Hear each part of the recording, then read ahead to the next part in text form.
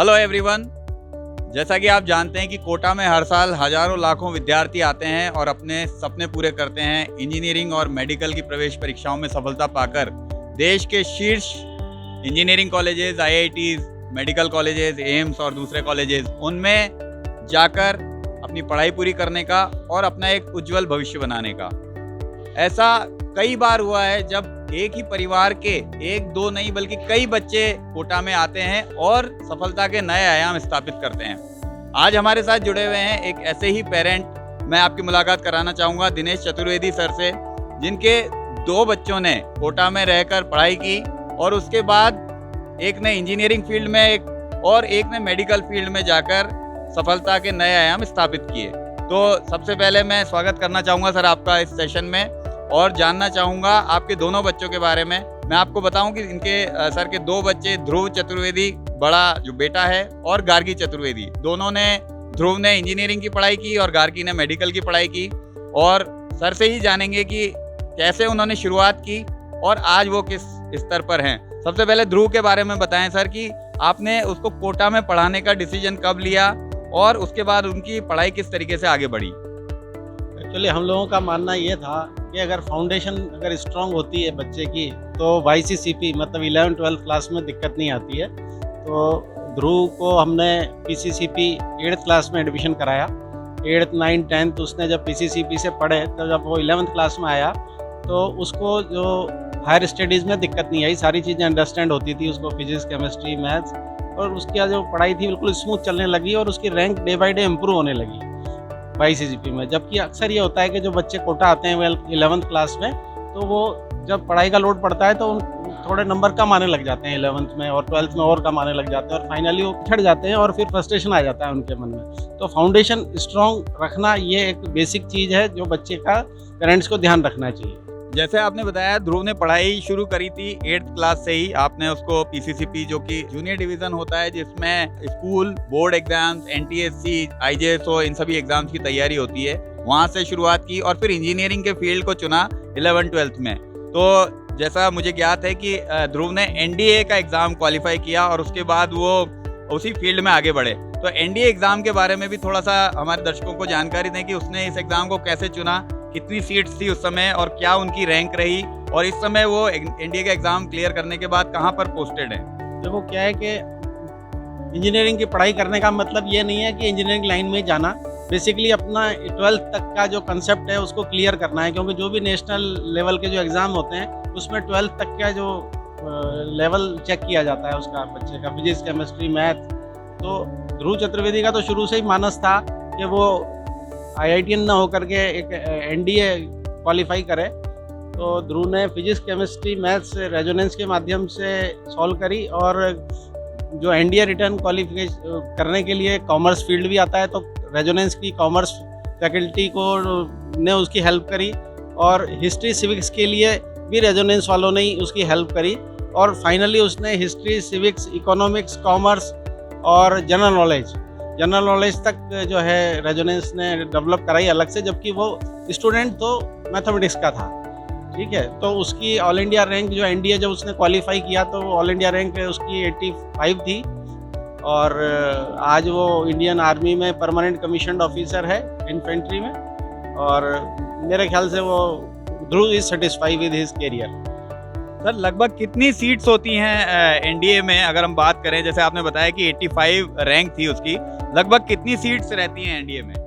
NDA में लगभग 300 seats होती हैं, जिसमें एयरफोर्स, नेवी और आर्मी के होते हैं और उसके बाद उनका SS भी होता है और इस पर्सनालिटी टेस्ट होता है और उसके बाद वो लगभग 400 बच्चों को सिलेक्ट करते हैं, उनकी मेरिट बनती है।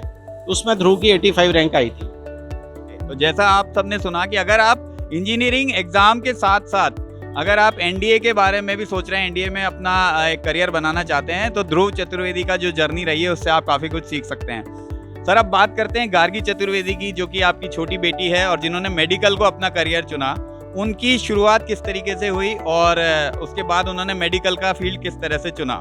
गार्गी ने 7th क्लास से PCCP में एडमिशन लिया। 7th, 8th, 9th, 10th ये पीसीसीपी में पढ़ाई करी उसने, और रेजोनेंस पीसीसीपी के माध्यम से नेशनल लेवल के सारे एग्ज़ाम पीसीसीपी कंडक्ट कराता था, वो सारे एग्ज़ाम उसने दिए और उसमें अपनी पोजीशन पता कर ली कि मेरी ऑल इंडिया रैंक मतलब इतनी आती है लगभग। और उसको देख देख के, अपनी रैंक देख के कि हर साल उसने अपनी रैंक को इम्प्रूव किया डे बाई डे, हर साल उसकी रैंक बढ़ती गई ऑल इंडिया रैंक। और फिर उसने वाईसीसीपी, जब वो 11th क्लास में आई तो उसने मेडिकल अपना फील्ड चुना और रेजोनेंस के माध्यम से उसने 11th-12th की पढ़ाई करी।